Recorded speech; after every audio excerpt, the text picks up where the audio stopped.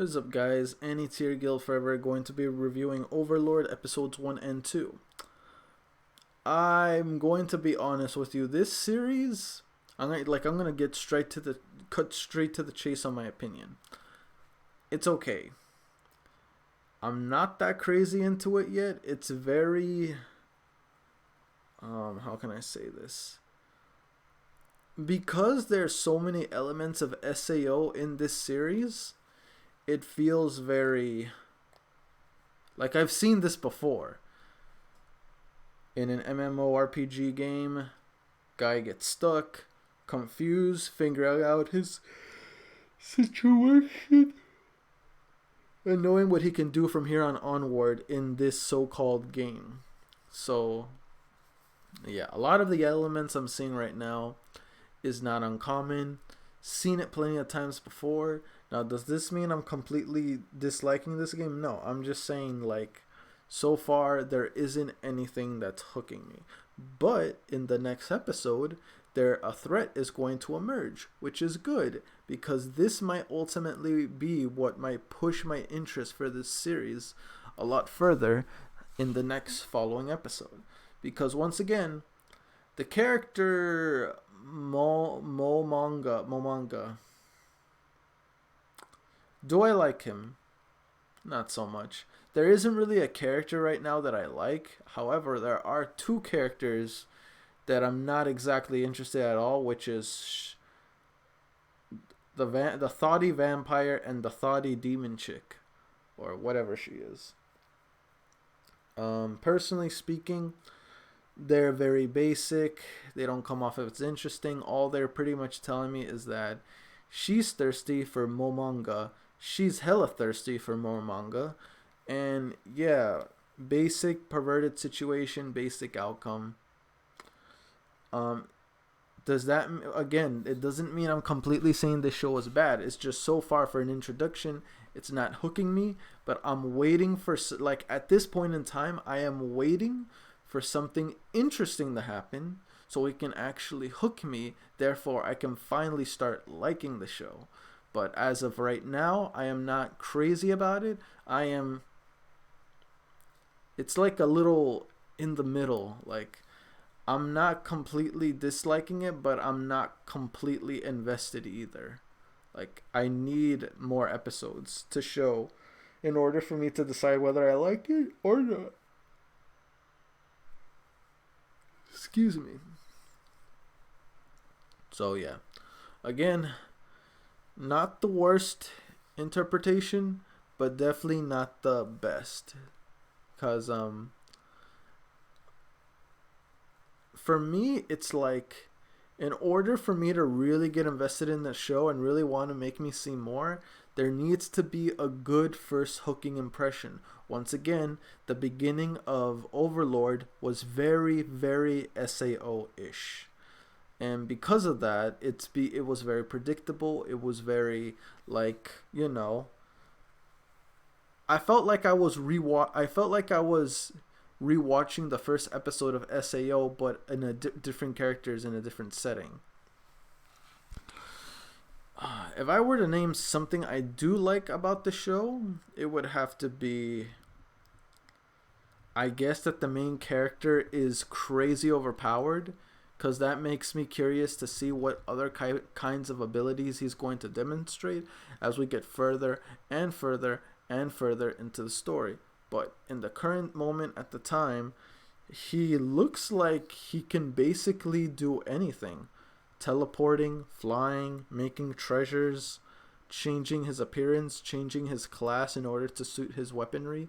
Like, he can do a lot of spectacular things.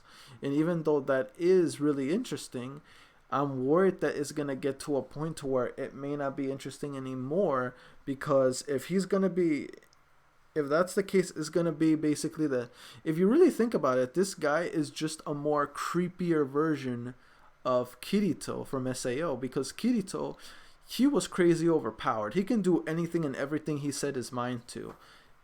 Except this guy seems like he's only overpowered because of all the treasures and the weapons he has on him. Kirito was talented but he became even more impressive due to how he was collecting items, learning new skills, gaining new like weapons. He became like, in the beginning he was very talented, but as he grew he became OP due to the accessories that he learned to acquire over the courses of every game he's, been a part of.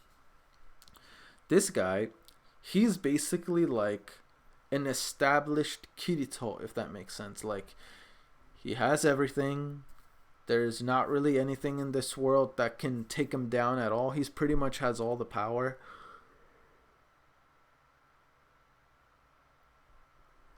I'm assuming majority of the show is going to come down to not necessarily how much stronger the main character is going to get, but overall the development interactions between him and his little party, as well as how he takes down every single enemy that dares oppose him, like the ones that's coming up in the next episode.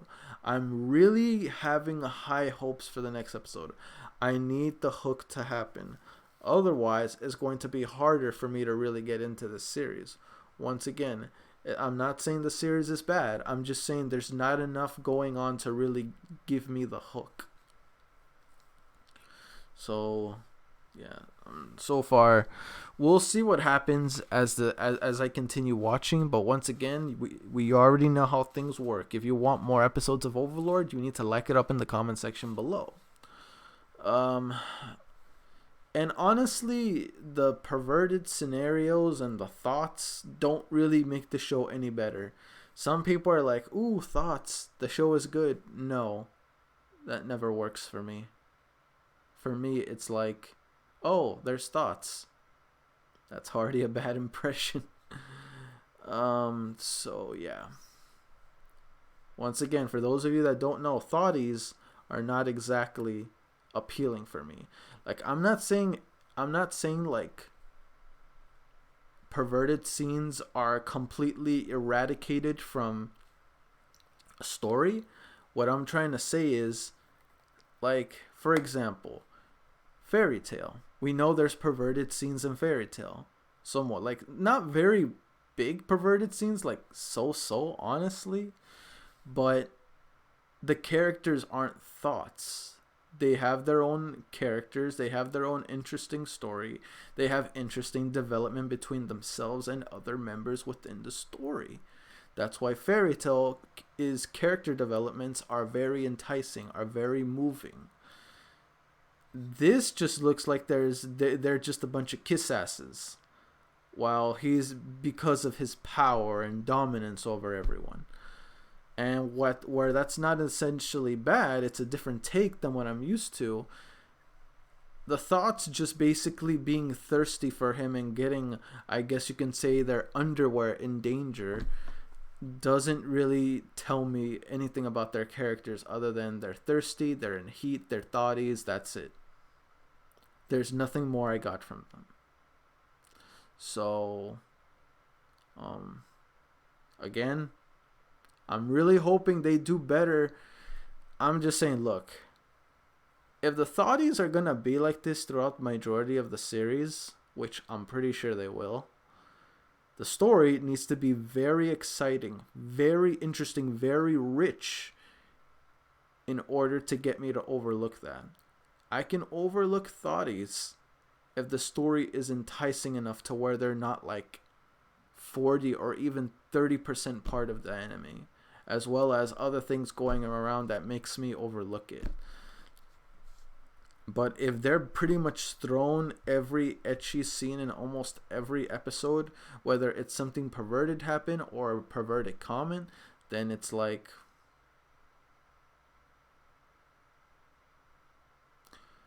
I'm not sure if this is supposed to be funny or if this is a way to bring in perverts, but this is not how you would get me to like a show. So yeah, we'll see what happens. But overall, again, for the third or fourth time, however many times I said it, very average start. Impression wise, not a very good impression with the thoughties involved. considering the scenes. Character, very dull, very boring, very uninteresting. Basic, you know, evaluation of himself being immersed in this so-called game that he feels like he's no longer in, while everything seems very, very realistic and intuitive, as well as NPCs are now having some sort of a personality of their own. So right now he's doing a lot of self-discovering as well as self-awareness of the situation he's in, which that usually takes maybe 3 to 5 episodes to get established until he finally starts doing what he wants to do in the meantime and finding out what's the meat of the story. Because right now we don't know really like the point. I don't understand the point of the story. Right now it's just a bunch of like NPCs surrounding an actual player and interacting with them as if they were real. That's basically it. As well as ass kissing and ego jerking and thotties everywhere. But yeah, again, some people might view this as me completely downright like talking shit about the show. I'm not talking shit, I'm just giving my honest opinion, while at the same time not being so. I'm not an ass kisser, okay? I'm not here to tell you what you want to hear. I'm here to tell you what I actually think, okay? No matter what the series is, no matter how popular it is, no matter what most people think, I will always give my unbiased opinion, no matter what the situation is. But again, just because I'm not exactly thrilled about this show doesn't mean it's gonna stay that way forever. Is there a possibility that I could change my mind and end up liking this as I continue watching? Yes, of course, there's a strong possibility about that. Is it possible for someone to tell me something to change my mind and force me to like this show? No. Do not tell me something that'll make me want to like this show. That is the worst thing you can do. No one can tell me to like a show. I tell myself to like or dislike a show. So don't give me excuses or tell me things in order to get me to like it. I like what I like. You like what you like. Get over it. So yeah. Again, I'm not trying to sound aggressive or, being a bit like negative or like, I'm just being real with you. I don't sugarcoat anything. I'm straight to the point and blunt. That's how I do things. You guys should know that. And plus, how I reacted and how I felt about the show toward the end, making it feel a little, not bitter, but how can I say this? Very dull. The best way to describe these episodes, dull. Not bad, but definitely not good. So far, dull is the word I would sum up these 2 episodes. Can that change? Of course. But don't try to change me. Never works. Never, ever works. So don't even try it.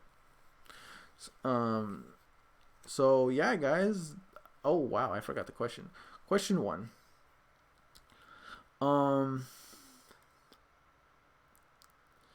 If you can pick one character that you like out of everyone in this show, tell me who it is. Why do I have a feeling everyone's going to pick one of the thoughts? I feel like someone is going to pick one of the thoughts. I have a strong feeling on that. Question 2. If you were in an MMORPG game, what class would you pick yourself? Could be anything that's in RPG already, and tell me why. Oh no, even better.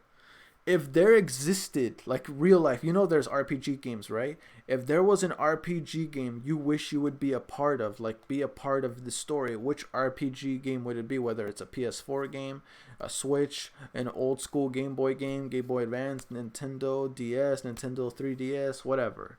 So let me know in the comment section below. I'd be more than happy to look it over. So yeah, guys, that's it for me. Don't forget to like, comment, sub if you haven't already. It really motivates me to put more content out there for you guys. That's my guildmates, and I'll see you guys on the next video. Peace. I'm out.